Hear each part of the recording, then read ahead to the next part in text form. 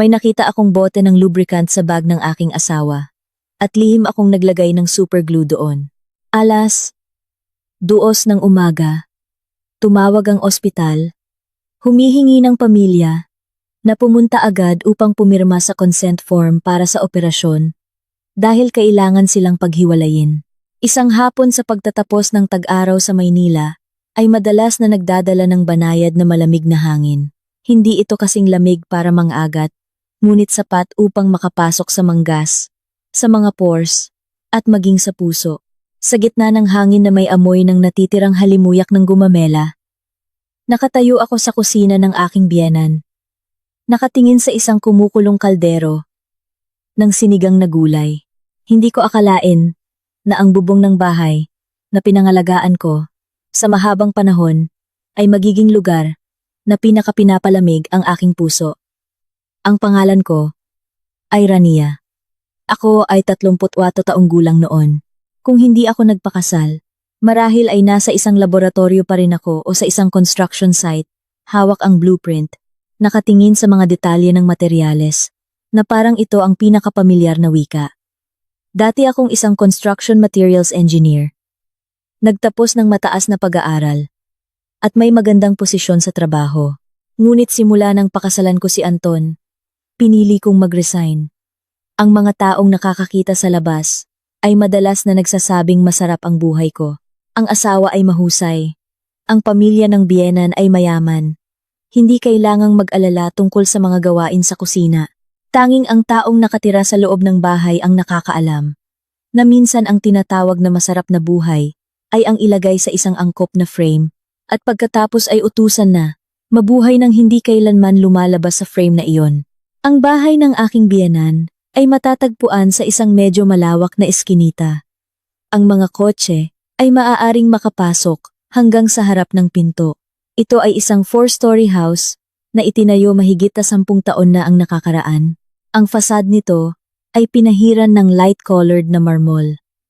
Sa loob ng bahay ay palaging may amoy ng floor cleaner at insenso mula sa altar ng panalangin sa unang palapag. Ang aking biyenan, si Mama Elena, ay isang babae na lubos na nagpapahalaga sa kagandahang asal. Saan man siya magpunta, ang kanyang damit ay laging maayos. Ang kanyang buhok ay tininan ng dark brown. At ang kanyang pagsasalita ay laging ayos, lalo na sa harap ng mga kamag-anak. Sino man na makakasalubong sa kanya ay tiyak na pupuriin siya. Si Mama Elena ay napakasuwerte. Ang kanyang 2 anak na lalaki ay matagumpay. Gustong-gusto niyang marinig ang papuring iyon.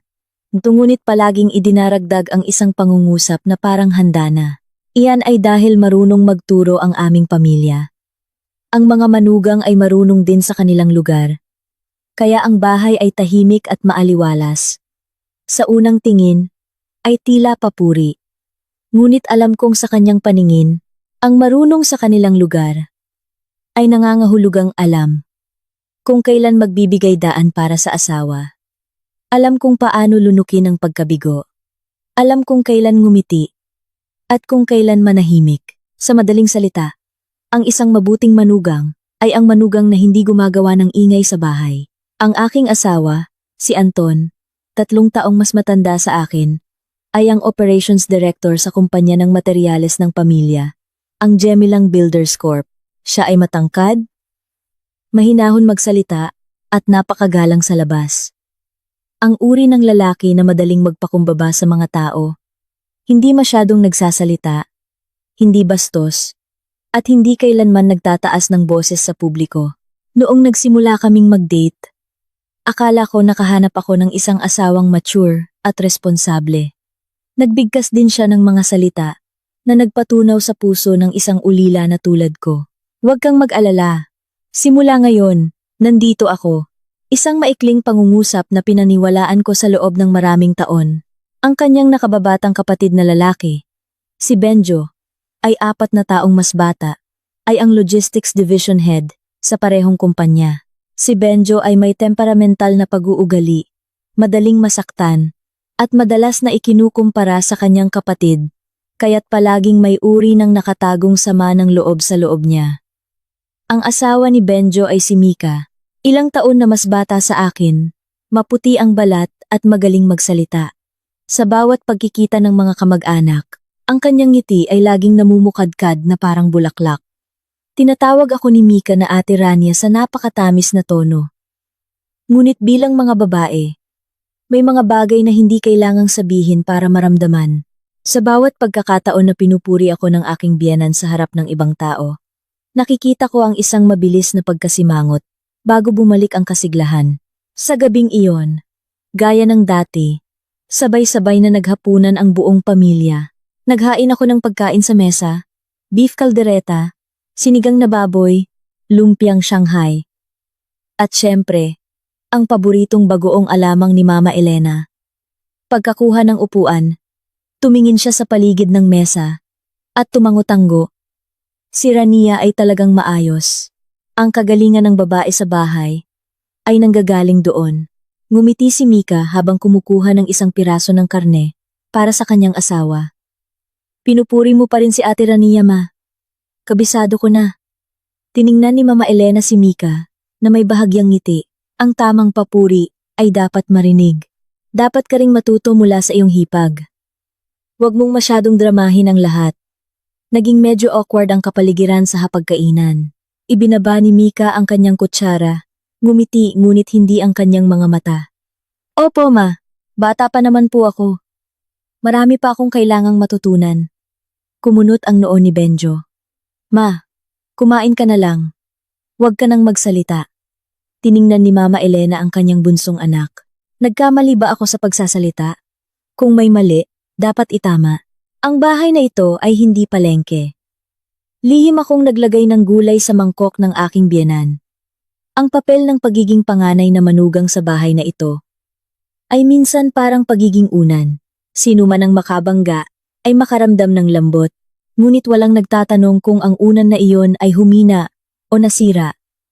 Si Anton na nakaupo sa tabi ko. Mula simula hanggang matapos ang pagkain, ay kaunti lamang ang nagsalita. Kumain siya ng dahan-dahan, paminsan-minsan ay tinitingnan ang kanyang telepono na nakabaligtad sa tabi ng kanyang kamay. Tinanong ko, Anton, gusto mo pa ng kanin? Sumagot lang siya ng maikli. Sapat na, mga salitang magaan at walang mali. Ngunit sa pagitan ng mag-asawa, minsan hindi ang mga bastos na salita ang nakakasakit, kundi ang walang pakialam na saloobin na iyon ang nagpapakiramdam na walang laman ang puso. Dati hindi siya ganito. Nagsalita siya tungkol sa mga isyu ng kumpanya. Nagtanong, bagay ba ang kulay ng pintura ng sala na ito?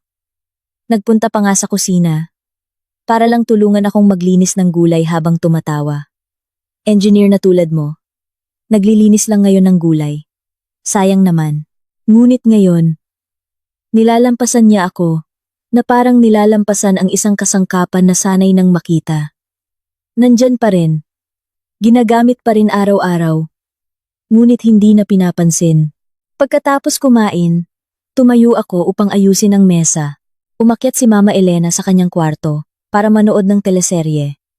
Lumabas si Benjo sa bakuran para manigarilyo, habang si Mika ay nakaupo at inaayos ang kanyang buhok sa harap ng madilim na screen ng kanyang telepono. Dinala ko ang tumpok ng mga pinggan sa kusina. Malakas ang agos ng tubig mula sa gripo. Nang lumingon ako, nakita ko si Anton na nakatayo na sa balkonahe ng unang palapag habang nakikipag-usap sa telepono. Nagsalita siya ng napakahina, halos pabulong, nakatalikod sa bahay, isang kamay sa bulsa ng pantalon, at ang isa pang kamay ay mahigpit na hawak ang telepono sa kanyang tenga. Hindi ko gaanong narinig kung sino ang nasa kabilang linya, ngunit nakita ko sa kanyang balikat ang isang lambing na hindi niya na ipinapakita sa akin kamakailan. Sinasabi ng mga tao na ang mga babae ay sensitibo. Sa tingin ko, hindi sensitibo. Ngunit dahil nabubuhay kami sa pagmamasid, isang naiibang buntong hininga, isang hapunan na mas nagmamadali, isang pag-iwas sa tingin, lahat ay maaaring magsalita. Nakatayo ako ng tahimik sa tabi ng pintuan ng kusina. Basa pa ang aking mga kamay. Hinipan ng hangin sa hapon ang koridor na nagparamdam ng kilabot sa aking likod. Nakatalikod pa rin si Anton. Ang kanyang boses ay mahina at mabilis na parang natatakot na may makarinig. Napakaliit ng sandaling iyon. Ngunit ewan ko kung bakit pakiramdam ko ay nakikita ko ang isang pinto na lihim na nagsasara sa loob ng aking sariling bahay. Kinabukasan ng umaga, mas malakas ang hangin sa Maynila. Alas, ayins pa lang ng umaga. Ngunit sa dulo ng eskinita, ay naririnig na ang tunog ng walis tingting at ang tipikal na ugong ng motorsiklo. Nagising ako ng maaga tulad ng dati. Nagsusuot ng manipis na cardigan. Pagkatapos ay bumaba sa kusina upang magluto ng kanin, magpakulo ng ilang itlog, at magtimpla ng tsaa para sa aking biyenan. Ang mga gawaing iyon ay naging rutina. Ginagawa ko ito nang hindi kailangang mag-isip. Ang mga taong nakakakita sa umaga na tulad nito ay mag-iisip na ang aming pamilya ay napakaayos. Ang aking biyenan ay nakakakuha ng mainit na tsaa, ang aking asawa ay nakakakuha ng maayos na kamisa, at ang aking bayaw ay nakakakuha ng baon para sa opisina. Tanging ako lang ang nakakaalam. Ang kaayusan ay hindi pareho sa init. Minsan ito ay isang kurtina lamang na maayos na hinila upang takpan ang mga bahagi na napunit na. Inilagay ko ang kaldero ng kanin sa kalan. Bigla kong naalala ang mga unang taon pagkatapos ng kasal. Dati, hindi ganoon kalamig si Anton. May mga umaga sa tag-ulan. Mas maaga siyang nagigising. Gumagawa ng isang baso ng mainit na gatas para sa akin. Pagkatapos ay sasabihin, "Rania, gumising ka na. Baka mahuli ka." Kapag nagpupuyat ako upang tulungan siyang repasuhin ang isang teknikal na proposal, hihilutin niya ang aking balikat habang ngumingiti. Ang pagpapakasal sa iyo ay ang pinakamalaking benepisyo sa aking buhay. Noong panahong iyon, lubos akong naniniwala. Lubos na naniniwala hanggang sa sinabi niya na ang kumpanya ng pamilya ay nasa yugto ng pagpapalawak at kailangan ng isang tao sa bahay upang pangalagaan ang lahat, upang makapag-focus siya sa labas. Tumango ako nang hindi gaanong nag-iisip. Tumigil ako sa pagtatrabaho pagkatapos ng halos 10 taon ng kasal. Sa araw na isinumiti ko ang aking resignation letter, tinanong pa rin ako ng aking amo kung pinag-isipan ko na ng mabuti. Dahil sayang daw kung ang isang taong tulad ko ay iiwan ang kanyang karera. Ngumiti ako. Sinabi ko, ang isang babae sa isang punto ay kailangang pumili ng prioridad. Ngayon kung iisipin ko ulit, lumalabas na hindi laging pinipilit tayo ng buhay na pumili sa pagitan ng karera at pamilya. Minsan, kusang loob nating pinapakawalan ang bahagi ng ating sarili. At pagkatapos, nasasanay ang ibang tao sa sakripisyong iyon at itinuturing itong normal. Madalas pa ring sinasabi ni Anton sa mga tagalabas, "Napakahusay ng aking asawa. Siya ang nag-aasikaso ng lahat sa bahay." Nagawa ko ito ngayon. Ang pangungusap na iyon ay tila isang pagkilala. Ngunit habang tumatagal, lalo kong nararamdaman na ito ay mas parang isang tropeyo na ipinapakita upang maging maganda kaysa sa isang taos pusong pagkilala. Dahil kung talagang naiintindihan niya ang halaga ko, hindi niya ako hahayaan na mamuhay na parang anino sa sarili niyang bahay. Bandang alas 7 ng umaga, bumaba si Mama Elena. Nakasuot siya ng brown na silk pajama set. Maayos na sinuklay ang kanyang buhok. Pagkaupo sa hapagkainan, nagtanong siya, "Gising na ba si Anton, anak?" Naglagay ako ng isang mangkok ng lugaw sa harap niya. "Nagpapalit pa po ng damit sa kwarto, inay." Bababa na po siya sandali. Sumipsip siya ng kanyang tsaa. Ang mga lalaki sa labas ay maraming hinaharap. Umuwi sa bahay, ang gusto lang nila ay mainit na pagkain at tahimik na kapaligiran. Ang kagalingan ng isang asawa ay kung kaya niyang panatilihing tahimik ang bahay. Tandaan mo iyan, ha? Ngumiti ako ng sapat. "Opo, inay.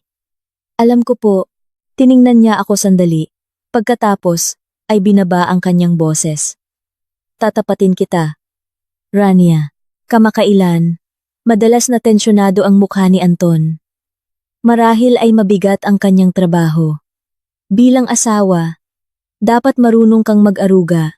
Kung masyado kang matigas at puro trabaho sa isip, Natural lang na maghanap ng lambing ang lalaki sa iba. Ayokong masira ang imahe ng pamilyang ito nang dahil lang hindi mo ginagawa ang tungkulin mo.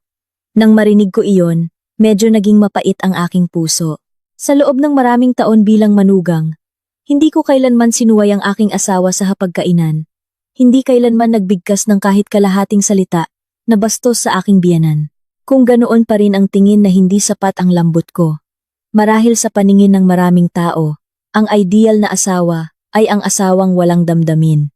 Pagkaraan ng ilang sandali, bumaba sina Benjo at Mika. Nakasuot si Mika ng cream na knit dress. Kukuha pa lang ng pagkain, ay kumuha na ng maliit na salamin upang tingnan ang kanyang lipstick. Nakita iyon ni Mama Elena at kumunot ang noo.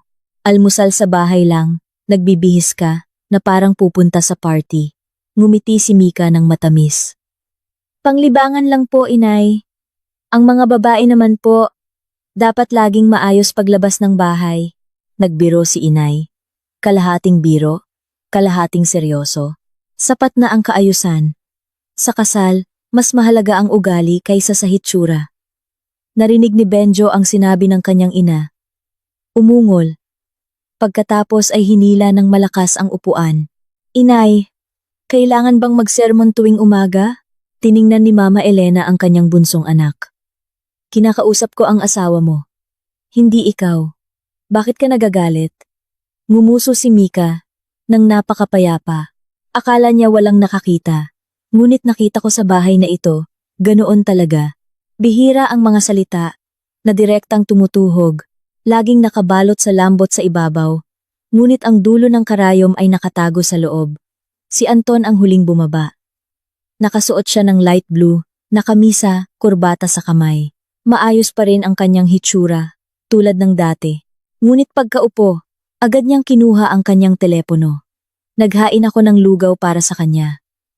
Nagtanong, Anton, gusto mo pa ng itlog? Hindi niya ako tiningnan. Ang kanyang mga mata ay nakapako pa rin sa screen. Hindi na. Inilagay ko ang mangkok. Umupo sa harap niya. Ngunit pakiramdam ko ay nakikipag-usap ako sa isang kasamahan. Hindi sa sarili kong asawa. Dati. At least, tinanong pa niya. Ano ang gagawin ko ngayon? Pagod ba ako?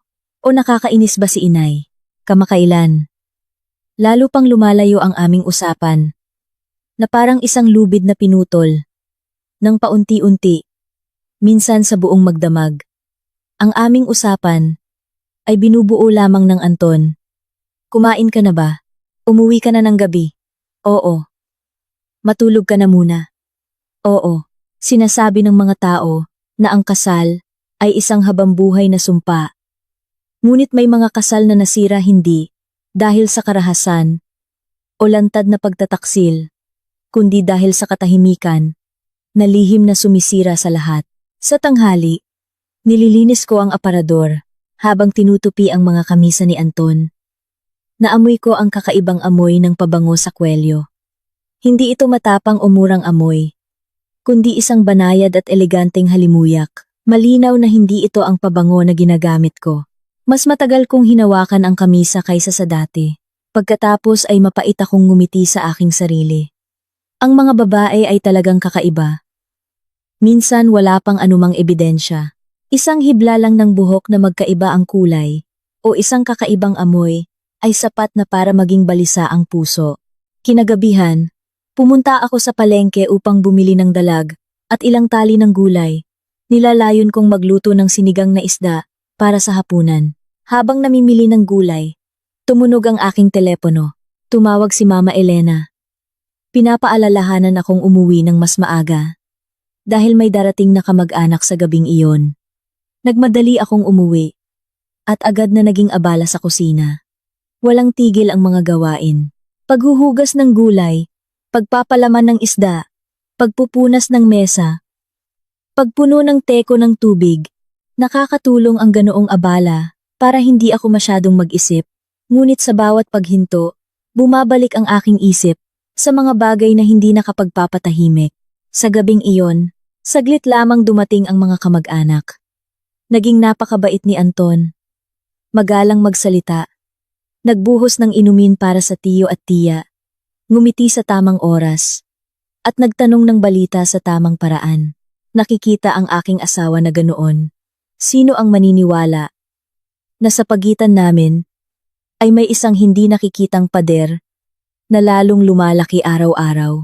Ang pinakamahusay na lalaki ay minsan hindi ang pinakamaraming kumikita, kundi ang pinakamahusay sa pagpapaniwala sa mundo na siya ay isang mabuting tao. Kinagabihan, pumasok ako sa kwarto ng mas maaga. Sa labas ng bintana, hinipan ng hangin ang hanay ng mga bougainvillea. Ang tunog nito ay kumakaluskos. Umupo ako sa harap ng salamin, tinanggal ang clip sa buhok, at tiningnan ang aking sarili sa salamin. 34 taong gulang. Hindi pa matanda ang aking mukha. Medyo pagod at walang sigla. Bigla akong napaisip, kailan pa ba ako tumigil sa pag-asa? Natitingnan ako ng aking asawa. Bilang isang babae, mas gabi na pumasok si Anton sa kwarto. Pagkapasok, inilagay niya ang kanyang telepono sa mesa. Pagkatapos ay nagpunta upang maligo. Nang ilapag niya ang kanyang telepono, bahagyang lumiwanag ang screen. Nakita ko lang ang isang notification ng mensahe. Walang buong pangalan. Isang titik lamang, at ilang numero, maikli ang nilalaman. Bukas tulad ng dati ha? Hindi pa ako nakakatingin ng mas malalim. Lumabas na siya habang pinapatuyo ang kanyang buhok gamit ang tuwalya. Nang makita niya akong nakaupo doon, kinuha niya ang kanyang telepono. Nang napakabilis na tila masyadong natural. Ang natural na kilos, na madalas na sanayin iyon, ang nagdudulot ng sakit. Nagtanong ako. Sinusubukang panatilihing normal ang boses. Sino ang nagpadala ng mensahe sa gabi, mahal? Humila siya ng kumot at humiga sa gilid ng kama.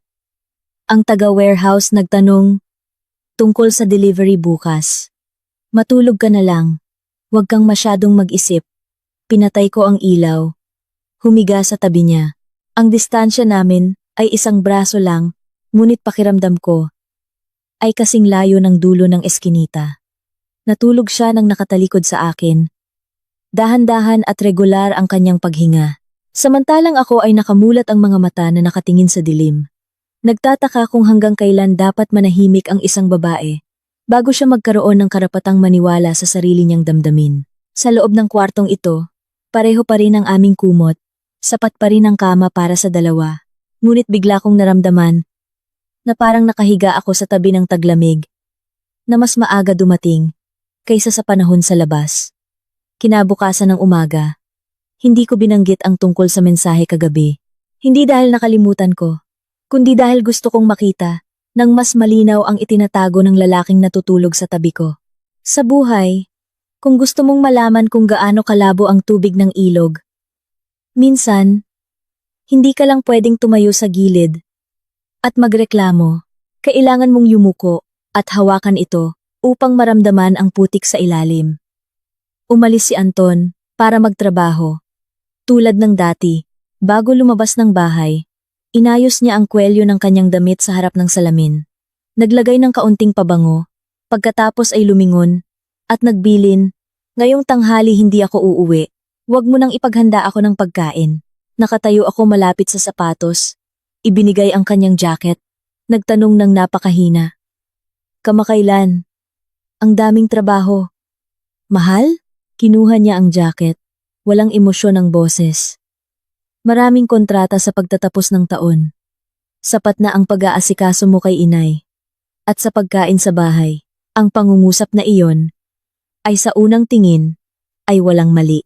Ngunit ang paraan niya nang hindi sinasadyang paghahati ng papel niya sa labas. Ang pag-aasikaso ng malalaking bagay. Ako sa bahay. Ang pag-aasikaso ng maliliit na bagay ay nagparamdam ng kirot sa aking puso. Nakatayo ako sa isang construction site. Nagbasa ng blueprint. Nakipagdebate sa kanya tungkol sa ratio ng pinaghalong materyales. Ngunit sa loob lamang ng ilang taon, lahat ng kaalaman ko sa kanyang paningin ay tila nabuo sa dalawang salita lamang, gawain sa kusina. Pagkaalis ng lahat, mas maluwag ang pakiramdam sa bahay. Naglinis ako, nagpalit ng bedsheet, nilinis ang mesa, pagkatapos ay bumaba sa kusina upang magluto ng egg stew para sa hapunan. Ang amoy ng toyo at paminta na kumalat sa kusina ay bigla kong naalaala ang mga unang araw ng aming kasal nang umuupa pa kami ng maliit na apartment. Dati, hindi masyadong marami ang pera. Ngunit tuwing hapon pagkatapos ng trabaho, masigla pa rin akong dumadaan sa palengke upang bumili ng mga gulay, tofu, at isipin kung anong pagkain ang magugustuhan ng aking asawa. Minsan kapag mahirap, mainit ang pakiramdam, kapag mayaman, nagiging malamig. Halos 3:00 ng hapon, biglang umuwi ng mas maaga si Anton. Ang tunog ng kanyang kotse na huminto sa harap ng gate ay nagulat sa akin. Pumasok siya sa bahay.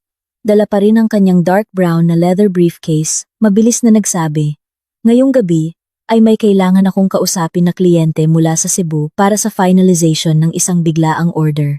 Magpapalit lang ako ng damit sandali, pagkatapos ay aalis ulit." Tiningnan ko ang orasan, pagkatapos ay tiningnan siya. "Ang bilis mo namang umuwi." Ngumiti siya ng bahagya. Sumagot ng maikli, "Sa gabi ang appointment, kaya sinamantala ko lang ang pagdaan."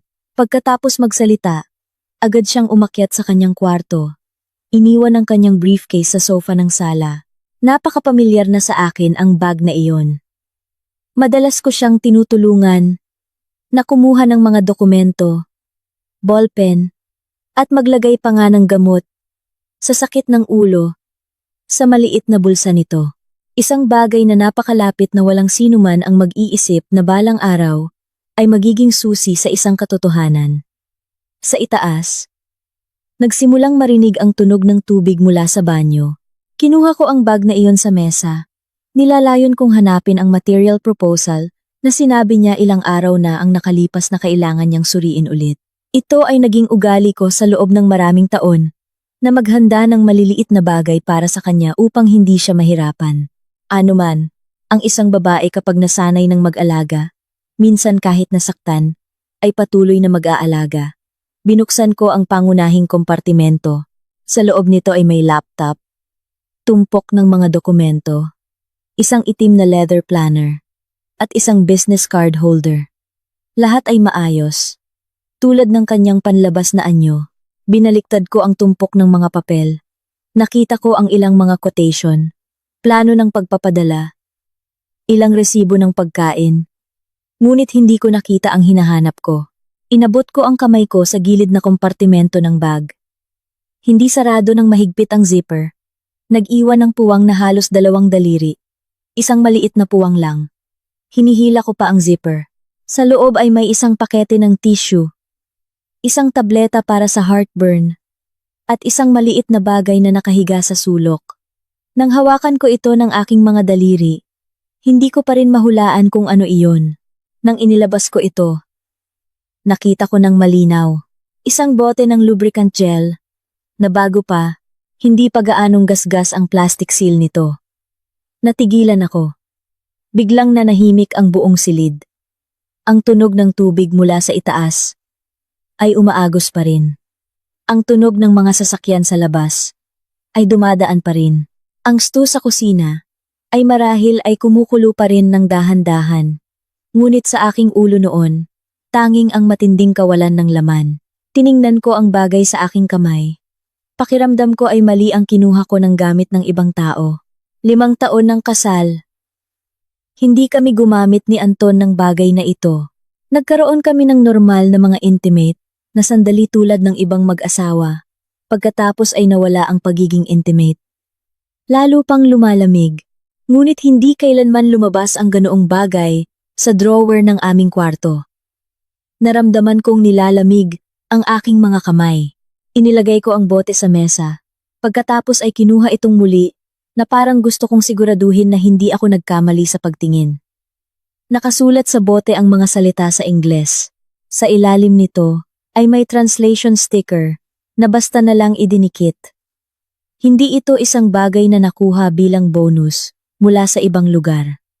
Ito ay isang bagay na binili upang sadyang gamitin na may napakalinaw na layunin. At ang layuning iyon ay wala sa kasal na ito. Lahat ng mga piraso ng puzzle sa loob ng ilang buwan na nakalipas ay biglang nagkonekta sa isang malamig na tuwid na linya. Ang mga sandali na umuwi si Anton ng gabi. Ang mga mensahe na lumiwanag. Pagkatapos ay nawala. Ang kakaibang amoy ng pabango sa kwelyo ng kanyang damit. Ang paraan niya ng pagtalikod sa akin kapag nakikipag-usap sa telepono. Ang kanyang walang pakialam na paghipo sa kama. Lahat ay hindi na lamang hinala ng isang insecure na asawa. Lahat ay mga bakas. Maliliit na bakas na nagmarka ng daan na lihim niyang tinahak upang lumabas sa aking buhay. Ewan ko kung kailan ako hindi agad umiyak. Napakakaiba. Ang sakit na masyadong malaki ay minsan hindi nagpapaiyak agad ng tao, kundi nagpapalamig sa kanila na parang nauubusan ng dugo. Umupo ako sa gilid ng sofa, nakatingin sa bukas na briefcase sa harap ko. Ang aking puso ay bumubulong, nang napakabilis na parang masikip ang aking dibdib. Sa isang iglap, nagtanong pa nga ako sa sarili ko, baka nagkamali ako ng pagkakaintindi. Baka ito ay bagay na pinahiram ng ibang tao. Baka. Ngunit hindi pa ako tapos manlinlang sa sarili ko. Naramdaman ko nang nakakatawa ang sarili ko. Itinago ng isang lalaki ang bagay na ito sa gilid na kompartimento ng bag na laging dala niya at iniwan itong bahagyang bukas. Hindi ito dahil hindi sinasadya, kundi dahil nasanay na siya sa aking tiwala kaya hindi na siya nag-iingat. Totoo nga. Ang mga babae ay minsan natatalo, hindi dahil sa tanga, kundi dahil sa masyadong pagmamahal na nagbubulag sa kanilang mga mata. Sa itaas, narinig ang tunog ng pagbukas ng pinto ng banyo. Nagulat ako, nagmamadali akong ibinalik ang bote sa lugar nito sa parehong sulok. Pagkatapos ay muling isinara ang zipper tulad ng dati. Nanginginig ang aking mga kamay, kaya kinailangan kong kumapit sa gilid ng mesa upang makatayo. Kakasara ko pa lang ng bag. Bumaba na si Anton. Nakasuot na siya ng dark gray na kamisa. Medyo basa pa ang kanyang buhok. Ang amoy ng shaving cream ay bahagyang naamoy. Tiningnan niya ako na nakatayo malapit sa mesa, na parang walang nangyari. Ano ang hinahanap mo sa bag ko? Lumingon ako. Sinusubukang panatilihing normal ang mukha. Hinahanap ko ang proposal ng presyo na sinabi mo kahapon, Anton. Lumakad siya patungo sa bag. Kinuha ito. Wag na. Ngayong gabi ay makikipagkita ako sa kanya ng personal. Pwede akong magtanong ng direkta. Inangat ko ang ulo ko at tiningnan siya. Sa sandaling iyon, sa unang pagkakataon sa aking buhay, pakiramdam ko ay nakatayo ako sa harap ng isang lalaking pamilyar, ngunit estranghero. Ang kanyang mukha, ang kanyang boses, ang kanyang tindig. Lahat ay pareho pa rin. Tanging ang tiwala sa loob ko ang bumagsak sa isang walang hanggang balon. Tumango ako. Sige, Anton. Umalis ka na. Tiningnan niya ako sandali.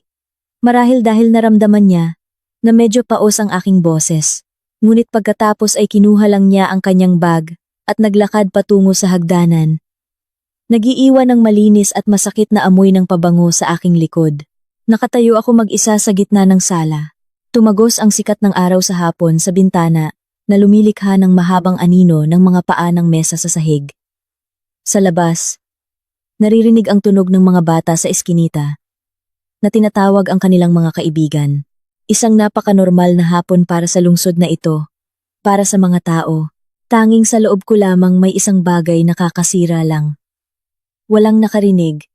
Ngunit sapat upang gawing baluktot ang buong mundo na iningatan ko sa mahabang panahon. Kinuha ni Anton ang kanyang relo sa itaas, habang ako ay nakatayo na parang nakapako sa gitna ng sala. Hindi ko gaanong narinig kung binuksan niya ang drawer, nag-spray ulit ng pabango, o nagpalit ng sapatos. Ang aking mga tenga noon ay parang nabarahan ng makapal na bulak. Sa harap ng aking mga mata, tanging ang maliit na bote na maayos na nakaimbak sa kanyang bag ang naiisip ko. Isang pagpapakumpirma na walang salita. Naglakad ako papunta sa kusina. Nakalahating gising, sarak malapit sa lababo. Sa tabi ng plastic wrap at kahon ng karayom, ay may isang bote ng super glue na madalas kong ginagamit upang idikit ang maliliit na bagay na nasira. Karaniwan, ito ay isang napakaliit na bagay. Ngunit sa araw na iyon, ewan ko kung bakit napatingin ako doon. Kinuha ko ang bote ng glue. Naramdaman kong nilalamig ang aking mga kamay. Sa loob ng aking ulo, ay may dalawang boses na naglalaban. Isang boses ang nagsasabing ibalik ko ito.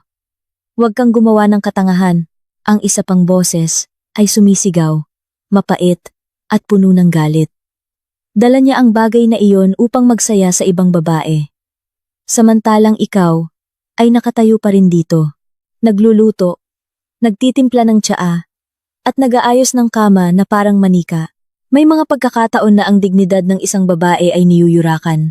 Ang sakit ay higit pa sa pagmamahal. Bumalik ako sa sala.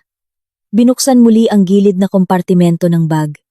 Pagkabukas ng zipper, ang aking puso ay bumubulong nang malakas na parang tambol ng digmaan. Kinuha ko ang bote ng gel. Binuksan ang takip nito. Nanginginig ang aking mga daliri, kaya halos mahulog ko ang dalawa. Pagkatapos, na parang itinutulak ng sabay na alon ng init at lamig, nagpatak ako ng ilang patak ng glue sa loob ng bote. Pagkatapos ay dahan-dahan itong nilindol. Napakabilis ng kilos, ngunit para sa akin ay parang isang habambuhay.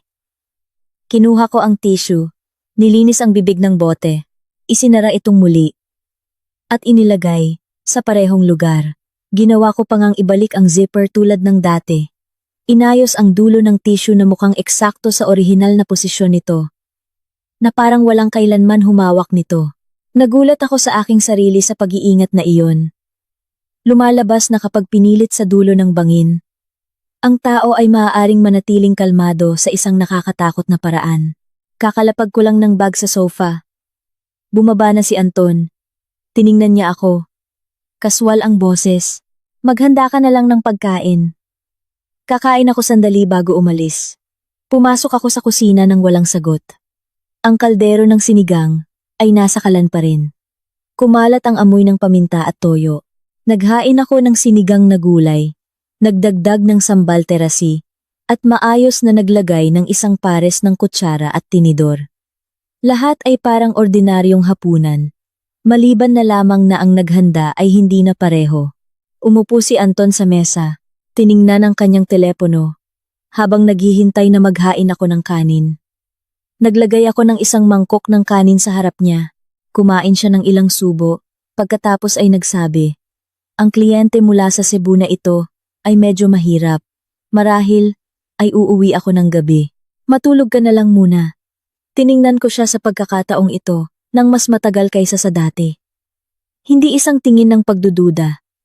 Hindi rin isang tingin ng pagmamakaawa. Isang tingin lamang na sapat ang lalim upang iparamdam sa akin kung gaano kalayo ang lalaking ito sa harap ko. Marahil dahil doon, huminto sandali si Anton sa pagkain pagkatapos ay nagtanong, "Bakit mo ako tinititigan ng ganoon?" Mapait akong ngumiti. Wala, naisip ko lang na ang taong tunay na abala ay laging may dahilan. Kumunot ang noo niya, ngunit hindi na nagtanong pa. Ang mga lalaki ay minsan kakaiba. Magaling silang magtago, ngunit mabagal silang makaramdam. Na nakikita na sila ng iba sa likod ng kanilang maskara. Yumuko si Anton at ipinagpatuloy ang pagkain. Kalmado pa rin ang kanyang hitsura. Nagniningning ang relo sa kanyang pulso. Malinis at maayos pa rin ang kanyang kamisa. Sinumang makakakita ay tiyak na mag-iisip na ito ay isang ulirang asawa. Kakakain lang ng hapunan sa bahay. Pagkatapos ay nagmadali upang magtrabaho. Totoo nga, sa mundong ito, kundi ang masamang tao na marunong magsuot ng mabuting damit. Pagkatapos kumain, tumayo siya, kumuha ng tissue upang punasan ang kanyang bibig. Pagkatapos ay kinuha ang kanyang bag. Bago lumabas ng pinto, lumingon pa nga siya at nagsabi, tulad ng dati, "Ilak mong mabuti ang pinto, ha?" Sumagot ako, "Opo." Napakabagal na sumara ang pinto sa likod niya. Ngunit sa aking mga tenga, ang tunog na iyon ay parang bigat ng bato. Biglang naging napakalawak ng bahay. Si Mama Elena ay umakyat na sa kanyang kwarto upang manood ng TV. Hindi pa umuwi si Benjo. Nagpadala si Mika ng mensahe sa group chat ng pamilya na ngayong gabi ay matutulog siya sa bahay ng kanyang kaibigan. Umupo ako mag-isa sa sala.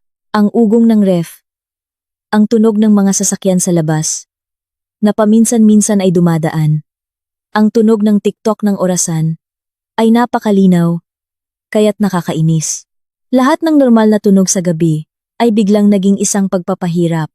Kinuha ko ang telepono, pagkatapos ay ibinalik ito, nang hindi ko na mabilang kung ilang beses. Minsan, gusto kong tawagan agad si Anton. Murahin siya. Tanungin kung sino ang babaeng iyon. Minsan gusto kong lumabas ng bahay, sundan siya, hulihin ng harapan upang wala ng paraan para magtago. Ngunit pagkatapos ay umupo ako ng tahimik. Hindi dahil nagpapatawad ako, kundi dahil sa loob ng aking puso ay may isang napakakakaibang damdamin. Pinaghalong baluktot na kasiyahan at nakakasukang pagkabalisa. Lampas alas 9 na ng gabi, minsan ko siyang tinawagan. Nagring ng napakatagal ang telepono. At hindi sinagot. Nagpadala ako ng maikling mensahe. Tapos na ba ang trabaho mo? Naipadala ang mensahe, ngunit walang sagot. Hanggang alas 11 ng gabi, umakyat ako sa kwarto pagkatapos ay bumaba ulit. Nagtimpla ng isang baso ng mainit na tubig. Pagkatapos ay hindi ininom, binuksan ang TV pagkatapos ay pinatay. Ang buong katawan ko ay parang nasusunog mula sa loob. Ngunit malamig ang aking mga paa at kamay. Halos alas 2 ng umaga, nang tahimik na ang kalsada. Tumunog ang aking telepono. Hindi kilalang numero. Nang sagutin ko, sa kabilang linya ay narinig ang boses ng isang babae na nagmamadali. Totoo ba na ito ang pamilya ni G. Anton? Mula kami sa ospital ng UP, PGH. Siya ay kasalukuyang nasa emergency care, kasama ang isa pang babae sa isang espesyal na kondisyon. Maaari po bang pumunta kayo agad dito? Natigilan ako. Ang buong likod ko ay parang binuhusan ng isang balde ng malamig na tubig. Halos mahulog ang telepono mula sa aking kamay. Sa sandaling iyon, napagtanto ko na ngayong gabi ay wala nang balikan sa dati. Hindi ko matandaan kung paano ko isinuot ang jacket, nagsuot ng tsinelas, at kinuha ang bag. Lahat ay nangyari ng napakabilis, kaya't hindi na ito kayang ayusin ng aking isip. Ang alam ko lang nang tumakbo ako palabas ng bahay, hinipa ng hangin sa gabi ang aking mukha ng malamig. Nanginginig ang aking mga kamay, kaya halos mahulog ko ang susi ng motorsiklo. Napakatahimik ng kalsada sa Maynila, bandang alas 2 ng umaga. Ang mga ilaw ng kalye na kulay dilaw ay mahaba na nakalatag sa aspalto. Paminsan-minsan, may dumadaang truck.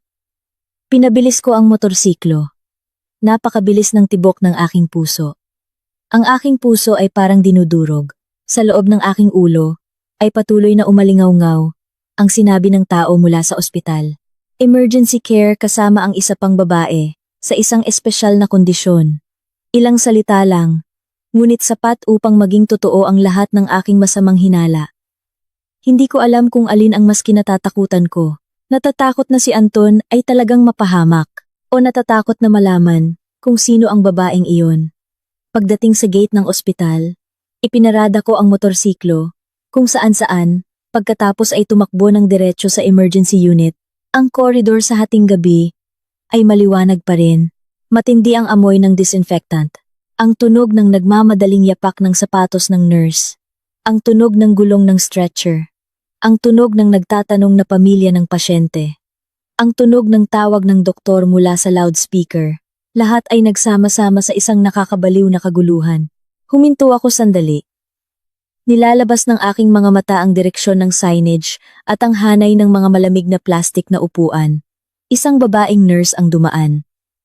Agad ko siyang pinigilan. Ate, gusto ko lang magtanong kung nasaan si G. Anton? Ako ang kanyang pamilya. Tiningnan niya ako sandali pagkatapos ay nagtanong. Pamilya ba kayo ni G. Anton? O ng kanyang ina? Sumagot ako ng mabilis. Ako ang kanyang asawa. Nang marinig iyon, bahagyang nagbago ang tingin ng nurse. Na parang sa isang iglap, ay naintindihan niya ang awkward na sitwasyon sa harap niya. Itinuro niya ang dulo ng koridor. Sa treatment room sa dulo po, nag-aasikaso ang doktor. Maghintay po kayo sa labas. Naglakad ako ng mahina ang mga paa. Palapit sa pintuan ng silid na iyon, bahagya kong narinig ang isang bumubulong. Mahirap ang kaso. Malala ang reaksyon. Pagkatapos ay sumagot ang isa pang boses. Sige. Huwag na kayong magsalita dito. Naghihintay ang pamilya sa labas. Nakatayo ako ng tahimik. Mahigpit na kinukurot ang strap ng bag ko. Ang salitang espesyal na kondisyon sa telepono kanina. Ngayon nang hindi na kailangang ipaliwanag, ay nagsisimula na akong maintindihan. Sa mismong sandaling iyon, lumabas ang isa pang nurse, habang may dalang tumpok ng folder. Bahagyang gumalaw, ang pinakaibabaw na papel, na nagpapakita ng ilang linya ng teksto, na nakalimbag, ng makapal. Nakita ko lang ang pangalan ng pasyente na kasama ni Anton Mika. Hindi ako makahinga. Ang buong katawan ko ay namanhid, na parang nakapako sa sahig. Sa loob ng ilang segundo, akala ko, nagkamali ako ng tingin. Kumukurap ako ng paulit-ulit. Nakatingin sa folder na lalong lumalayo. Ngunit ang pangalan na iyon ay nakasama na sa aking ulo. Mika, asawa ni Benjo. Aking bayaw. Hindi ibang babae sa labas. Hindi kalihim, hindi kliyente. Hindi isang kakaibang pangalan na maaari kong murahin ng husto, kundi ang taong araw-araw na tumatawag sa akin, na Ate Rania sa napakatamis na tono. Ang buhay ay minsan nagbibigay ng sampal na hindi natin maiiwasan. Umurong ako ng isang hakbang. Ang aking likod ay bumangga sa malamig na dingding. Ang pakiramdam noon ay hindi na lamang pinagtaksilan. Pakiramdam ko ay may nagtapo ng basura sa gitna ng aming sala. Napakababa na parang namutla ang aking dila. Hindi pa ako nakapagpakalma. Mula sa dulo ng koridor ay narinig ang tunog ng nagmamadaling yapak. Tumakbo si Benjo papalapit. Tabingi ang kanyang jacket. Gusot ang kanyang buhok. Maputla ang kanyang mukha. Nang makita ako, agad siyang lumapit. Nagtanong ng mabilis. Ate Rania, nasaan si Mika? Bakit tumawag ang ospital? Sabi emergency ang asawa ko. Bakit nandito rin si Kuya Anton? Binuksan ko ang aking bibig. Ngunit nanikip ang aking lalamunan. Hindi ko kailanman naramdaman na napakahirap bigkasin ng isang sagot. Tiningnan ko si Benjo. Tiningnan ang kanyang taos-pusong pagkabahala at naramdaman kong mapait ang aking puso. Lumalabas na sa bahay na ito. Hindi lang ako ang niloko. Tahimik pa rin ako nang bumukas ang pinto ng treatment room. Lumabas ang isang doktor na binaba ang kanyang maskara at mabilis na nagsalita. Sino ang pamilya ng dalawang pasyente? Pareho kaming humakbang pasulong ni Benjo. Tiningnan kami ng doktor sandali. Pagkatapos ay nagtanong, ano ang relasyon? Unang sumagot si Benjo. Ako ang asawa ni Mika. Nang marinig iyon, nasikip ang aking dibdib. Hirap na hirap akong nakapagsalita. Ako ang asawa ni Anton. Natigilan sandali ang doktor. Ang maikling katahimikan na iyon ay mas nakakahiya para sa akin kaysa sa isang mura. Pinanatili niya ang kanyang profesionalismo. Ang dalawang pasyente ay hindi nasa kondisyon na nagbabanta sa buhay, ngunit ang contact area ay nagkaroon ng tissue damage dahil sa abnormal na reaksyon sa isang banyagang sangkap. Kami ay kasalukuyang nag-aasikaso nito at nangangailangan ng karagdagang obserbasyon. Napakamedikal ng paliwanag. Ngunit sinumang matanda ay maiintindihan ang ibig niyang sabihin. Nauupo si Benjo. Sumandal sa dingding. Nanginginig ang kanyang labi. Nakamulat ang kanyang mga mata, na parang hindi makapaniwala sa nanging marinig. Samantalang, nakatayo ako doon, ang aking mga paa ay parang nakapako sa sahig. Ngayong gabi, lumalabas na ang bote ng gel sa loob ng bag ay hindi lamang ginamit para sa isang ordinaryong pagtataksil. Ginamit ito para sa isang pagtataksil sa loob mismo ng pamilya. Wala pang 10 minuto, dumating na si Mama Elena. Nakasuot siya ng madilim na cardigan na minadali. Nakasuot siya ng tsinelas. Nakabuhol ang kanyang buhok. Hingal na hingal. Pagdating, agad siyang nagtanong. Nasaan si Anton? Anong nangyari sa kanya? Anong meron? Lumingon si Benjo. Bumukas ang kanyang bibig pagkatapos ay sumara ulit, na parang hindi niya alam kung saan magsisimula. Hindi pa ako nakakapagsalita. Mula sa loob, itinulak ng nurse ang isang pasyenteng nakahiga sa stretcher. Ang nakahiga doon ay si Anton. Maputla ang kanyang mukha, nakapikit ang kanyang mga mata, mahigpit na nakasara ang kanyang panga, basa ang kanyang noo ng pawis. Sa pagtingin pa lang sa kanya, alam mo na kung gaano kalaki ang sakit na nararamdaman niya. Sa likod niya ay ang pangalawang stretcher. Nakahiga si Mika ng nakatagilid. Nakadikit ang kanyang buhok sa pisngi. Basa ang una ng luha. Sa mismong sandaling iyon, tila nawalan ng kontrol si Benjo. Humakbang siya pasulong. Paos ang kanyang boses. Mika, bakit ka nandito? Kasama si Kuya Anton. Anong meron? Binuksan ni Mika ang kanyang mga mata. Tiningnan ang kanyang asawa. Pagkatapos ay tiningnan ako. Agad na nagbago ang kanyang mukha. Tinalikuran niya ako. Iniiwasan ang tingin ko. Ngunit bago pa siya makatahimik, mas malakas na sumigaw si Benjo. Sumagot ka. Sa gitna ng kaguluhan, biglang lumingon si Mama Elena sa akin. Marahil ay masyadong gulat, masyadong nahihiya, o marahil dahil sa kanyang isip, ang manugang ay palaging ang pinakamadaling sisihin. Itinaas niya ang kanyang kamay, at sinampal ako ng malakas. Bilang asawa, paano naging ganito ang asawa mo? Ang tunog ng sampal ay tuyo sa maliwanag na koridor. Umurong ako ng kalahating hakbang. Mainit ang isang bahagi ng aking pisngi, na parang nasusunog. Ilang tao sa paligid ang lumingon. Hinawakan ko ang aking pisngi. Hindi ako makaiyak. Ang sakit sa mukha ay bahagi lamang. Ang mas masakit na bahagi ay sa sandaling ang buong pamilya niya ay nahihiya sa ospital, pinili pa rin niyang sisihin ako muna. Tiningnan ko ang aking biyenan. Sa unang pagkakataon ay nakikita ng napakalinaw kung saan nakasandal ang timbangan sa bahay na ito. Sa mismong sandaling iyon, biglang nagsalita si Mika. Nanginginig ang kanyang tono, ngunit sapat na matalas para saktan ang ibang tao. Hindi lang ako ang nagkamali. Kung talagang masaya si Kuya Anton kay Ate Rania, hindi magiging ganito. Ang kanyang pangungusap ay parang nagbuhos ng gasolina sa nagbabagang apoy. Sumigaw si Benjo at tumakbo papunta sa stretcher ni Anton. Hinawakan ang kwelyo ng kanyang kapatid habang sumisigaw. Ikaw ang aking kapatid. Bakit mo nagawa ito sa akin? Ang tawag na kapatid ay naging ikaw sa isang iglap. Kailangan pang tumakbo ng mga nurse upang awatin. Sumigaw ang doktor na humihingi ng katahimikan. Naupo si Mama Elena na mahina sa upuan. Nanginginig ang kanyang labi, samantalang nakatayo ako sa gitna ng malamig na koridor na iyon. Bigla akong napagtanto na simula ngayong gabi, ang bahay na dati ay napakapangalaga sa imahe, at dangal ay gumuho. Umalis ako sa ospital, nang halos umaga na.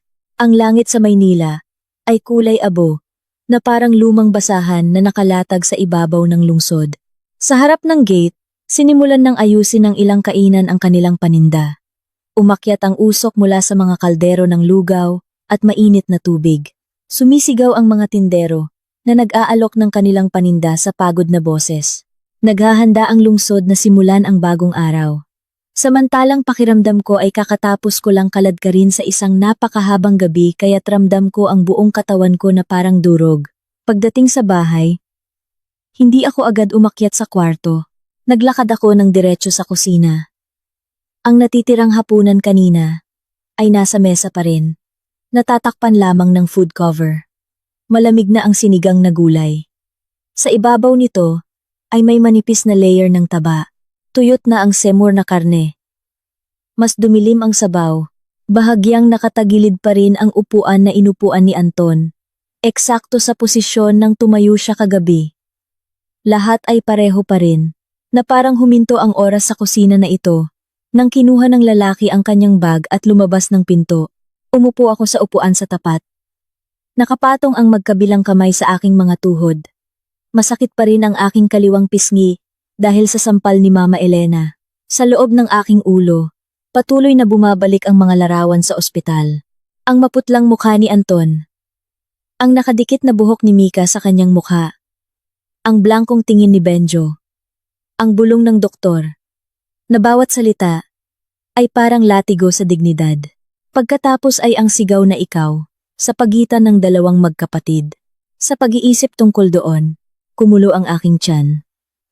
Pagkatapos, na parang isang mabagal na paghampas, naalaala ko ang aking sariling kamay. Naalala ko ng napakalinaw kung paano ko binuksan ang takip ng bote ng gel, kung paano ko nagpatak ng kaunting glue, nilinis ang bibig ng bote, at ibinalik ito sa dati nitong lugar. Naramdaman kong nilalamig ang buong katawan ko. Hindi ako nasisiyahan. Sa sandaling iyon ko lang napagtanto. Hindi ako nasisiyahan tulad ng inaakala ko. Hindi ako masaya na nakikita siyang nasasaktan. Hindi ako masaya na nakikita ang dalawang taksil na napapahiya. Ang pinakamalakas na humahampas sa akin sa ngayon ay ang pakiramdam ng takot. Takot dahil nakagawa ako ng katangahan. Takot dahil may kasama ako sa paghihirap ng ibang tao. Takot dahil kung magpapatuloy ito, makakaladkad ako palabas ng natitirang katinuan ko.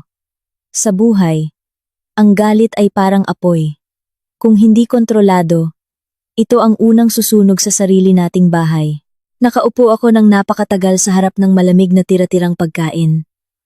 Hindi ako umiiyak. Parang tuyo na ang aking mga luha. Ang tanging nararamdaman ko ay ang tuyong lalamunan at ang malamig na mga kamay na parang ibinabad sa yelo. Sa bakuran, nagsimulang lumiwanag ang langit. Isang maya ang lumapag sa pintuan. Pagkatapos ay lumipad ulit. Dumating pa rin ang bukang liwayway. Kahit gaano kakahiya ang pagkasira ng aking pamilya kagabi. Bandang 6:00 ng umaga, dumating si Mama Elena sa bahay. Pumasok siya sa pintuan sa gilid. Nakayuko ang kanyang balikat. Nakasabit ang kanyang panyo sa leeg. Hindi niya ako agad tiningnan, kundi kumapit sa likod ng upuan. Pagkatapos ay umupo ng malakas, na parang isang taong kakatapos lang ng bagyo. Tumayo ako upang magbuhos ng isang baso ng mainit na tubig, ngunit kinawayan niya ang kanyang kamay. Pagkaraan ng ilang sandali, nagsalita na siya. Paos ang kanyang boses, dahil sa kakulangan ng tulog at pagkabigo. Ang nangyari kagabi, wag sanang malaman ng ibang kamag-anak. Kung magtanong ang mga kapitbahay, sabihin mo na lang na may sakit si Anton. Si Mika, nagkataong sumama lang maghatid sa ospital. Lumingon ako at tiningnan siya. Kung nangyari ito ilang taon na ang nakalipas, marahil ay agad akong tatango. Dahil iniisip ko pa rin na anuman ang mangyari, kailangan pangalagaan ang imahe ng pamilya ng asawa. Ngunit noon, pagkatapos ng tuyong sampal sa koridor ng ospital, narinig kong binuksan ng aking biyenan ang kanyang bibig. At ang unang naisip niya ay ang pagpapatahimik sa ibang tao. Pakiramdam ko ay pagod na pagod ako. Dahan-dahan akong sumagot, maaaring maloko natin ang mga tagalabas. Ngunit ang mga tao sa loob ng bahay, paano? Inay. Inangat ni Mama Elena ang kanyang ulo. Pagod ang kanyang tingin na may halong inis. Huwag kang magsalita ng ganyan. Magulo ang bahay na ito. Kung palalakihin pa, sino ang makikinabang? Mapait akong ngumiti. Isang ngiti na mapait na dama ko. Kagabi sa ospital, ako ang sinampal, inay. Ako rin ang tinanong kung saan emergency ang asawa niya kasama ang ibang babae. Nanahimik sandali si inay. Pagkatapos ay tinalikuran ako. Oo, kinabahan ako noon. Ngunit ang isang babae ay talagang kahanga-hanga kung kaya niyang pangalagaan ang kanyang asawa. Ang tigas mo. Natural lang kung nagsasawa ang lalaki.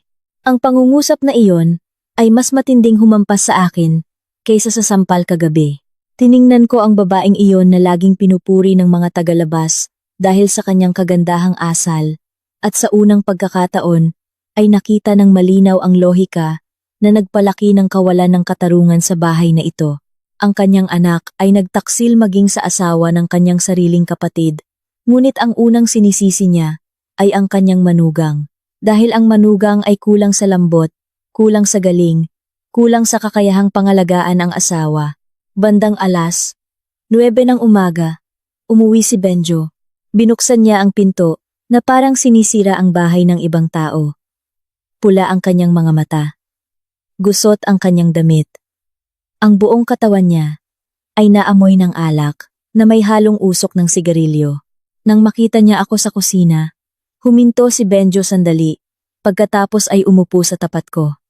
Tahimik kaming dalawa sandali, tanging ang tunog ng ulan ang kumakatok sa bintana. Tumayo ako, at binigyan siya ng isang baso ng mainit na tubig. Tiningnan ni Benjo ang umuusok na baso. Tumawa ng walang laman. Ngayon, gusto mo pa rin akong bigyan ng inumin, ate? Inilagay ko ang baso sa mesa. Inumin mo man o hindi, bahala ka. Yumuko si Benjo. Ang kanyang mga kamay ay nakapalibot sa baso. Akala ko galit ka sa akin habang buhay, ate. Umupo ako ulit. Tiningnan siya ng mataman. Galit ako sa mga taong alam. Ngunit ginagawa pa rin. Ikaw, hindi ko pa alam kung anong uri ka. Ang pangungusap na iyon ay nagpataas ng ulo ni Benjo. Pula ang kanyang mga mata. Sa ilalim nito ay may makapal na maitim na bilog. Ang isang binata na gumuho nang napakabilis ay sapat na para maisip kung gaano kagulo ang kanyang isip. Sa loob ng ilang araw na nakalipas, lumunok si Benjo, pagkatapos ay dahan-dahang nagsalita. Bawat salita ay parang gasgas sa lalamunan. Nawala ko na ang lahat, ate. Hindi ako sumagot. Naghintay ako. Sumandal si Benjo sa kanyang ulo. Gamit ang magkabilang kamay. Hindi ko na kayang ipagtanggol ang sinuman. Hindi ko na kayang linlangin ang sarili ko. Sa bahay na ito, mula pagkabata, palagi akong nabubuhay sa anino ni Kuya Anton. Mas mahal siya ni inay. Mas pinagkakatiwalaan siya. Ano man ay laging matalino ang iyong kapatid.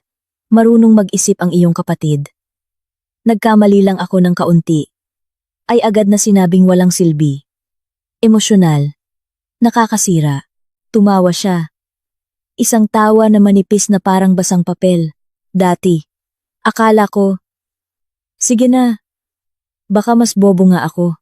Ngunit ngayon ko lang napagtanto na ang tao ay nakatayo sa anino hindi lang dahil mas maliit siya, minsan dahil sadyang dinadagan siya ng anino.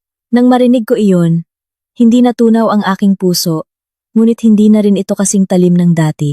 Nagkasala si Benjo dahil mahina siya, dahil bulag siya, dahil nabuhay siya sa pag-asa, sa nakasanayang pag-asa. Ngunit ang ganoong uri ng pagkakamali ay iba sa pagkakamali ni Anton. Sadyang humukay ng butas ang isang tao. Ang isa naman ay nasanay ng tumayo malapit dito, kaya hindi niya namalayan kung kailan siya naging marumi. Direkta akong nagtanong, ano ang alam mo? Inangat ni Benjo ang kanyang ulo. Mabilis na kumukurap ang kanyang mga mata.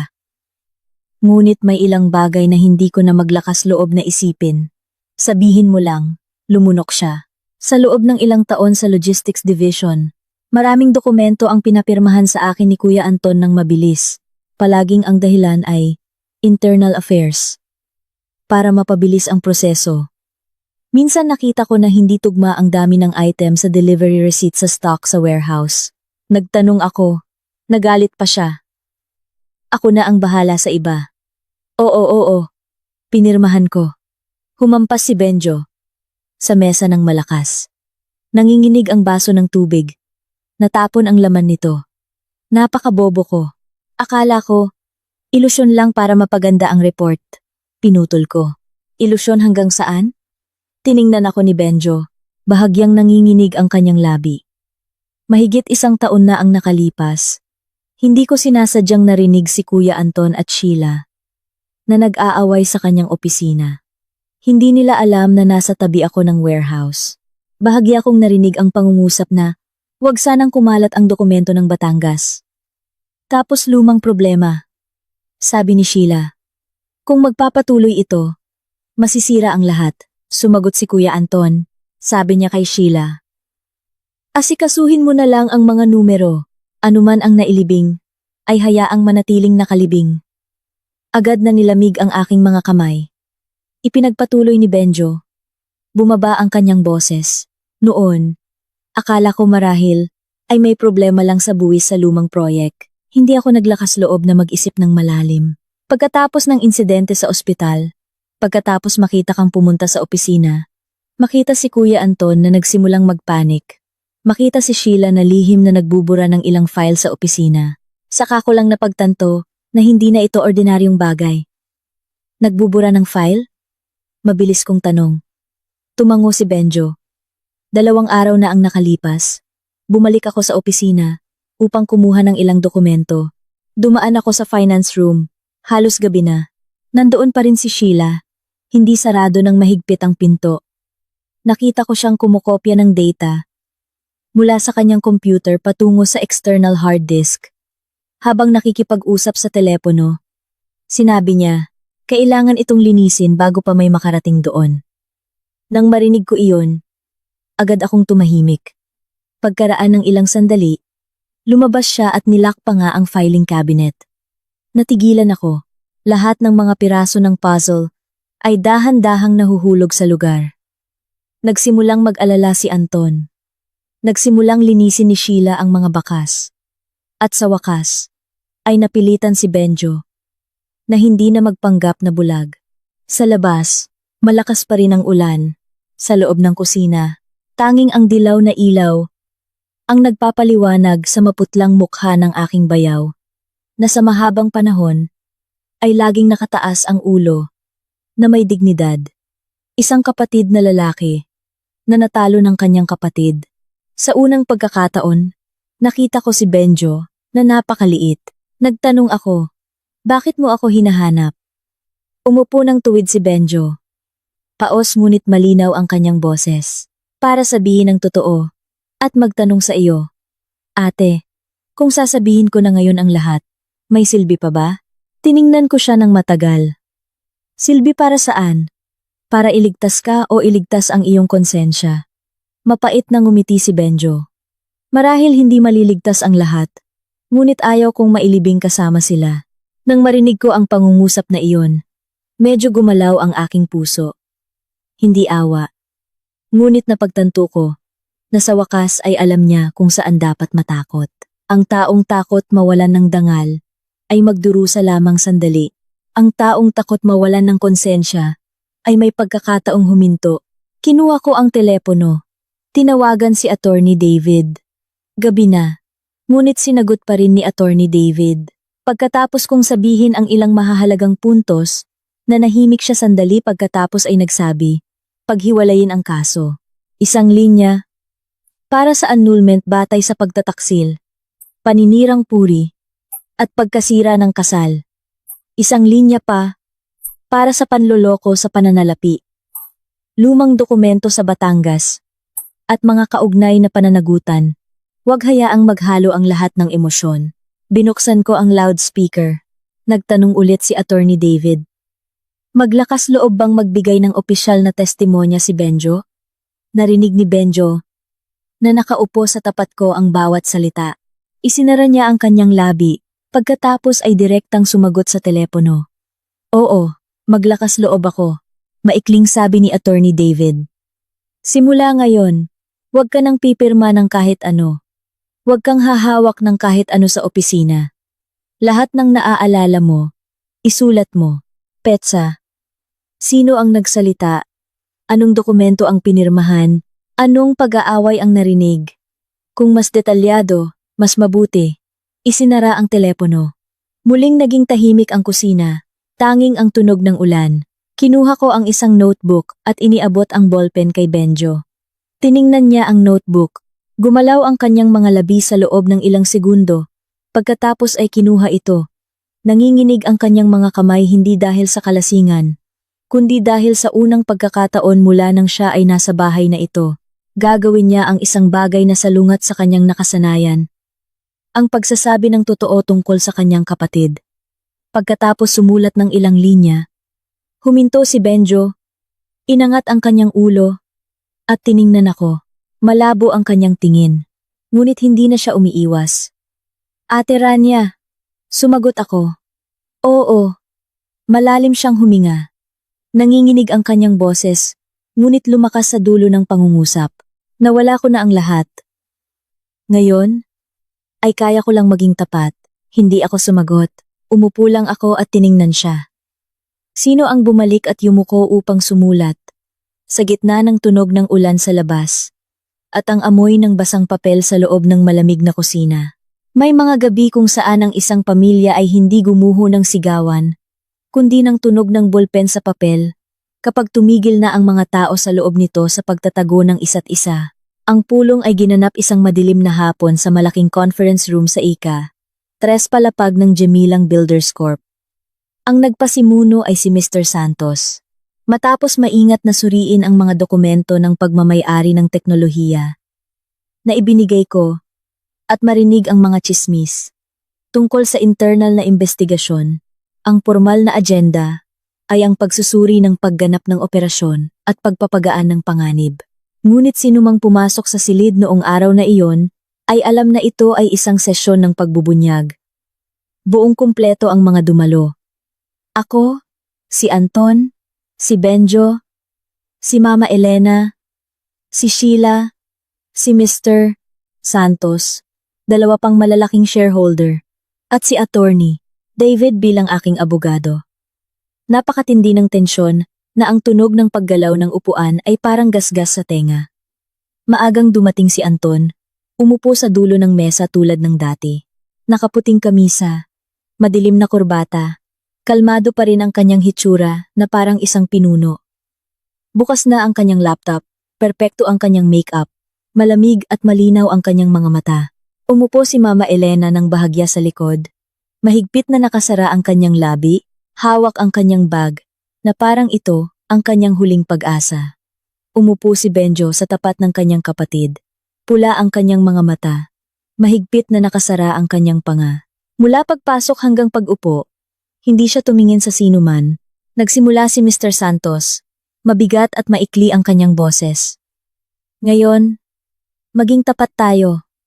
Sinumang maging paligoy-ligoy ay lalo lamang magpapahirap sa sarili. Tumango si Attorney David. Inilagay ang isang makapal na tumpok ng mga dokumento sa gitna ng mesa. Magsisimula tayo batay sa mga grupo ng ebidensya. Unang grupo, personal na relasyon. Hindi nagtagal si Attorney David sa pagsasalita. Ibinigay lang niya ang mga kopya ng medical record mula sa ospital ng gabing iyon, mga litrato mula sa apartment sa Makati, ang kasaysayan ng paglabas-masok ni na Anton at Sheila, kasama ang ilang mga bill ng personal na gastos. Mula sa isang pangalawang account, tahimik ang silid. Nang makita ni Mama Elena ang pangalan ni Mika sa medical record, agad siyang tumalikod. Nanginginig ang kanyang balikat dahil sa kahihiyan. Habang pinananatili ni Sheila ang kanyang mukha na diretsyo, ang kanyang mga daliri lamang ang kumakatok sa mesa. Habang tumatagal, lalo itong bumabagal. Unang nagsalita si Anton, hindi dapat dalhin sa pulong ng kumpanya ang mga personal na bagay. Tahimik ako. Sumagot si Attorney David. Kung personal na bagay lang, hindi tayo nakaupo dito. Ang problema ay ang mga relasyon na ito ay may kinalaman sa gastos ng kumpanya at direktang nakakaapekto sa interes ng mga partido. Pangalawang grupo, daloy ng pondo. Lumabas ang isang table ng paghahambing sa malaking screen, mga kontrata na pinalaki ang presyo, mga intermediary company, pagkuha ng pera, lagda ng pag-apruba mula kay Anton, pirma mula kay Sheila, selyo ng pagtanggap ng kalakal na may pangalan ni Benjo. Isang shareholder sa dulo ng mesa, ang mahinang nagmura. Habang tumatagal, lalong dumidilim ang mukha ni Mr. Santos. Nang dumating sa bahagi ng pagkakaiba sa 3 malalaking lote ng materyales, hinampas niya ang mesa. Ito ang tinatawag ninyong pagkakamali sa proseso? Sumandal si Anton sa kanyang upuan, sinusubukang panatilihing mahina ang kanyang boses. Kailangan pang suriin muli ang data na ito. Maraming dokumento ang inihanda ng Finance Division. Hindi lahat ay maaaring ipataw sa akin. Agad na sumagot si Sheila ng maikli. Nagbigay ako ng pirma batay sa dokumento na naaprubahan na ng direksyon. Kung may pagkakamali, kailangan itong hanapin mula sa pinagmulan ng pagsumite at huling pag-apruba. Tumingin si Anton nang matalas kay Sheila. Sa isang tingin pa lang na iyon, alam kong nagsisimula na silang magbitiw ng kamay sa isa't isa. Sa mismong sandaling iyon, nagsalita si Benjo. Hindi malakas ang kanyang boses, ngunit matalas na parang gunting. Huwag kang sisihin ng iba. Kuya, lahat ng mata ay napatingin kay Benjo. Inilabas niya ang isang notebook na puno na ng sulat mula sa kanyang bulsa. Inilagay ito sa mesa. Ang mga delivery receipt na ito. Marami ang pinirmahan ko sa utos mo. Nagtanong ako kung bakit hindi tugma ang dami. Sabi mo, pirmahan ko na lang. Ang pag-aaway ninyo ni Sheila, tungkol sa dokumento ng Batangas, narinig ko rin. Sumigaw si Mama Elena. Benjo, alam mo ba ang sinasabi mo? Lumingon si Benjo sa kanyang ina. Mapait na ngumiti. Pula ang kanyang mga mata. Alam ko, Ma. Sa unang pagkakataon sa buhay ko, alam na alam ko ang sinasabi ko. Pagkatapos ay direkta niyang tiningnan ang kanyang kapatid. Kuya, nakipagtalik ka sa asawa ko. Ginamit mo ako para pirmahan ang mga maruming dokumento. Ngayon gusto mo pa rin akong sisihin para makaligtas. Mula simula ng pulong, iyon ang unang pangungusap na talagang nagpabagsak sa maskara ng katahimikan ni Anton. Tumayo siya. Nagngangalit ang kanyang boses. Manahimik ka. Lasing ka. Nagsasalita ka ng kung ano-ano. Tumayo rin si Benjo. Hinila ng malakas ang kanyang upuan. Nang mawala ko ang lahat, saka ko lang napagtanto. Hindi na ako lasing. Naging napakatindi ng tensyon sa silid. Sumigaw si Mr. Santos na paupuin sila. Sinamantala ni Attorney David ang sandaling iyon upang ilapag ang huling grupo ng mga dokumento sa mesa. Ang bahagi na may kinalaman sa proyekto ng Batangas. Ang ulat ng pagsusuri ng dating manggagawa. Ang paghahambing ng materyales. Ang sulat ng reklamo mula sa aking ina. At ang kronolohiya ng paglitaw ni Anton sa paligid ko pagkatapos ng trahedya ng pamilya. Dahan-dahang nagsalita si Attorney David.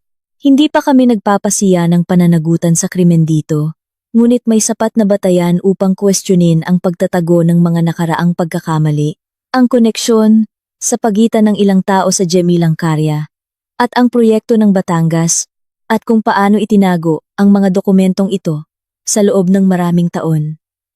Hanggang dito, hindi na mapanatili ni Anton ang kanyang katahimikan. Tiningnan niya ako. Pagkatapos, si Attorney David. Pula ang kanyang mga mata dahil sa galit, hindi dahil sa kahihiyan. Ito ay pawang hinala lamang. Kumuha kayo ng tumpok ng lumang papel at ilang gawa-gawang kwento, pagkatapos ay bumuo ng isang senaryo. Pagkatapos ay itinuro niya ako ng diretsyo. At ikaw, ano ang alam mo tungkol sa kumpanya para maglakas loob na umupo dito at humatol? Isang babae na sa loob ng maraming taon ay nasa bahay lang. Nag-aasikaso ng kusina. Nakarinig ng ilang pangungusap. Ay pakiramdam na niya ay siya ang pinaka nakakaintindi. Tahimik ang buong silid. Kung ito ako, ilang buwan na ang nakakaraan. Marahil ay sasaktan ako ng pangungusap na iyon hanggang sa masikip ang aking lalamunan.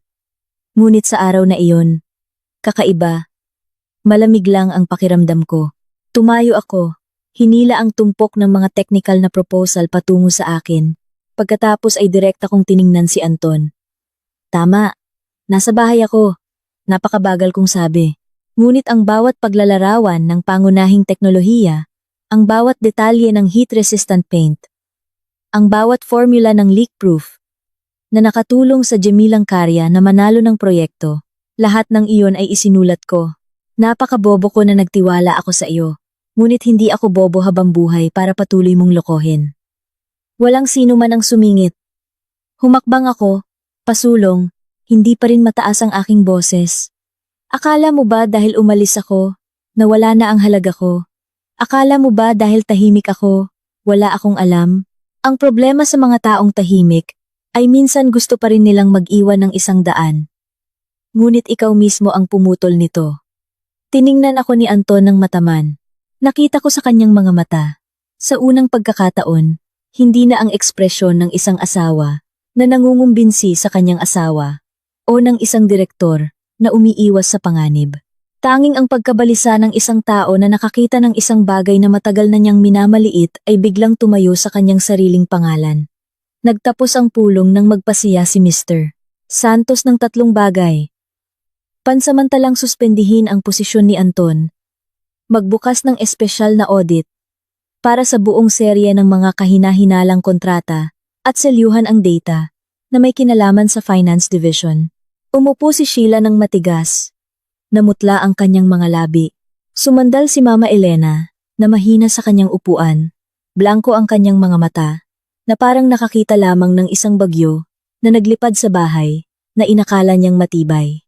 Samantalang nakatayo ako doon, sa gitna ng silid na puno ng amoy ng papel at malamig na pawis ng mga taong natatakot. Bigla kong napagtanto ang isang bagay na napakalinaw. Simula ngayon, bumagsak na ang mga maskara. Wala nang makakapagsuot nito muli, tulad ng dati. Pagkatapos ng pulong noong araw na iyon, tila nawalan ng isa sa mga pangunahing haligi ang Jamilang Builders Corp. Ang desisyon ng pagsuspinde kay Anton ay nilagdaan din ng gabing iyon. Sinimulan ang espesyal na audit team sa loob lamang ng 2 araw. Ang data ng Finance Division ay sinelyuhan. Maraming kontrata ang hiniling na suriin muli mula sa simula. Ang magulong daloy ng pondo na dati ay maayos na nakatago. Isa-isa nang nahayag. Hindi agad umuwi si Anton ng gabing iyon. Narinig kong tinawagan siya ni Mama Elena nang paulit-ulit ngunit hindi sinagot. Wala akong pakialam. Halos hating gabi na nang umuwi siya. Napakabagal na bumukas ang pinto. Ngunit naririnig ko pa rin ang kanyang mabigat na yabag sa koridor. Ang lalaking dati ay laging pumapasok sa bahay na may tuwid na tindig ng isang may-ari. Noong araw na iyon, ay naglakad ng mabagal na parang bawat baitang ay naniningil ng utang. Kinabukasan ng umaga, umupo siya sa harap ko sa hapagkainan. Napakaputla ng kanyang mukha. Wala na ang kalmado at kagalang-galang na hitsura. Wala na ang maayos na paghingi ng tawad. Tanging matinding pagod at takot ang naroroon. Tiningnan niya ako. Nang matagal pagkatapos ay nagtanong, kailangan mo bang gawin ito? Hanggang sa ganoon kalayo? Habang nagbabalat ako ng pinakuluang itlog. Nang marinig iyon, inangat ko lang ang aking ulo minsan. Hanggang saan? Hanggang sa hindi na natatakpan ang iyong pagkakamali, kuya? Kinuyom ni Anton ang kanyang kamao. Namumutla ang kanyang mga daliri. Alam mo naman kung ang mga dokumentong ito ay makakarating sa awtoridad. Anong mangyayari sa lahat, di ba? Inilagay ko ang itlog sa plato. Walang emosyon ang aking boses. Siyempre, alam ko, tulad ng alam ko, may mga bagay na, kung hindi ilalantad ng buo, ang mga patay ay patuloy na mamamatay nang walang kabuluhan, at ang mga buhay ay patuloy na gagamitin. Nanahimik si Anton nang napakatagal, pagkatapos ay nagsalita siya ng isang pangungusap na kung nangyari ito noong nakaraan, marahil ay sasaktan ako hanggang sa masikip ang aking lalamunan. Rania, bigyan mo ako ng isang paraan para makatakas. Tiningnan ko ang lalaki sa harap ko. Bigla akong nakaramdam ng kagalakan na may bahid ng kapaitan. Isang paraan para makatakas. Sa loob ng maraming taon, niloko niya ako. Ginamit ang aking utak. Itinago ang pera. Itinago ang ibang babae. At itinago pa ang koneksyon na humahantong sa pagkamatay ng aking mga magulang.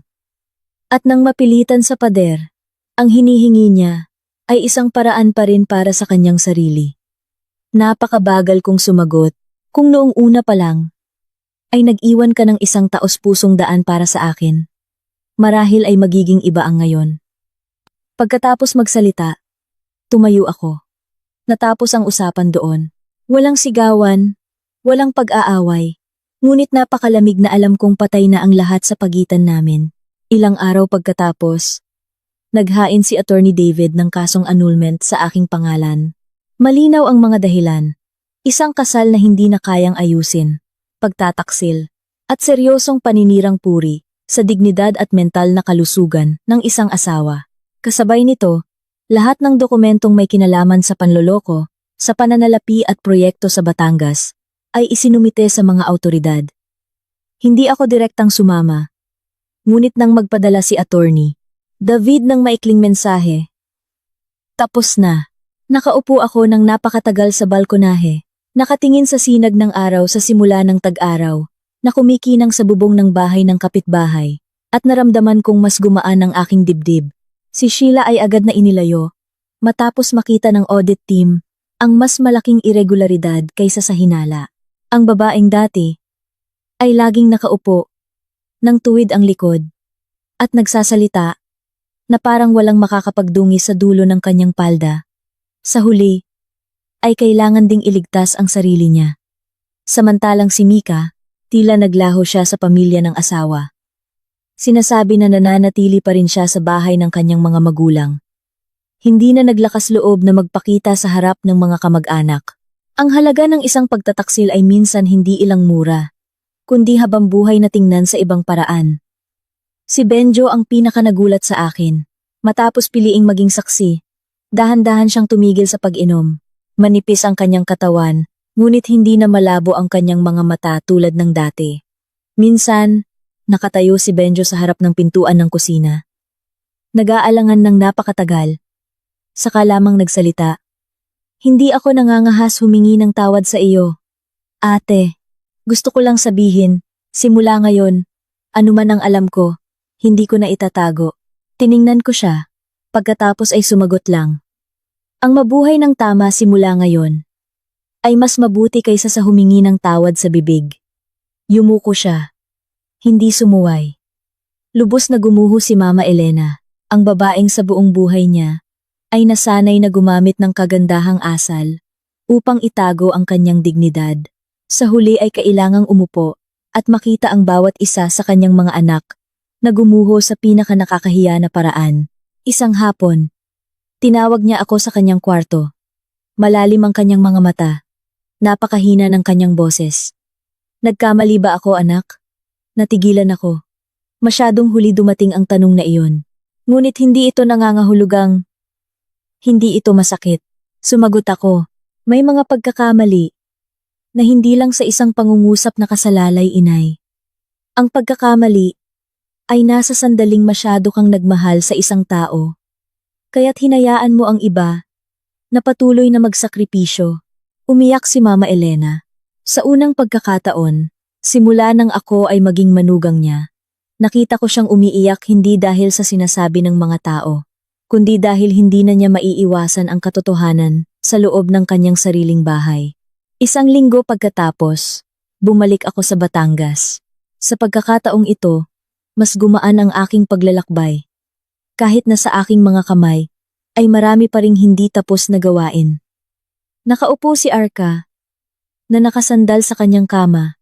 Manipis pa rin ang kanyang katawan, ngunit masariwa ang kanyang muka. Nang makita ako, ngumiti ang bata. Nagniningning ang kanyang mga mata. Ate, dumating ka ulit. Inilagay ko ang isang supot ng prutas. Hinimas ang kanyang ulo. Oo, nangako si ate. Umupo ako kasama si Arka. Nang halos isang oras, binalatan ko ang dalandan para sa kanya. Nakinig sa kanyang lola, na nagsasabi na sa loob ng ilang araw na ito, ay bumuti ang kanyang gana. Nakikita ang bata na iyon, hindi ko na siya nakikita, bilang isang tinik ng pagtataksil. Isa lang siyang bata, na itinapon sa gitna ng kaguluhan na nilikha ng mga matatanda. At ang pananaw na iyon, ang nagligtas sa akin, mula sa pagiging isang babae na kaya lang mamuhay na may galit. Sa pag-uwi, dumaan ako sa sementeryo, kung saan inilibing ang aking ama at ina. Humahagibis ang hangin sa burol. Ang sariwang damo ay pinaghalong amoy ng basang lupa. Pagkatapos ng ulan, nagsindi ako ng 2 kandila. Nakatayo ng napakatagal sa harap ng kanilang libingan. Dati, akala ko malas ang buhay ko dahil masyado akong maagang nawalan ng mga magulang. Tapos swerte dahil nakilala ko ang isang asawa na mapagkakatiwalaan. Ngayon, napagtanto ko na ang swerte o malas ay hindi nakasalalay sa hitsura ng isang kamay na iniaabot, kundi kung ang kamay na iyon ay talagang hihilahin tayo pataas o ililipat lang tayo sa ibang mas magandang kulungan. Isinara ko ang aking mga kamay at bumulong. Hindi na ako nabubuhay sa dilim. Ang iba ay haharapin ko. Mula sa isang babae na nakatayo sa kusina, na nakatingin sa kaldero ng gulay, habang nagpapakalma na, sa kaunting pasensya, ay magiging tahimik ang bahay. Nakaranas ako ng mahabang paglalakbay, upang maintindihan, ang paglunok ng paninirang puri, ay hindi laging makakapagpanatili ng init ng isang bahay. Minsan, palalakihin lang nito ang kasamaan. hanggang sa umakyat ito sa ating ulo. At isang araw ay yayapak tayo. Hanggang sa bumagsak, may nakita akong bote ng lubricant sa bag.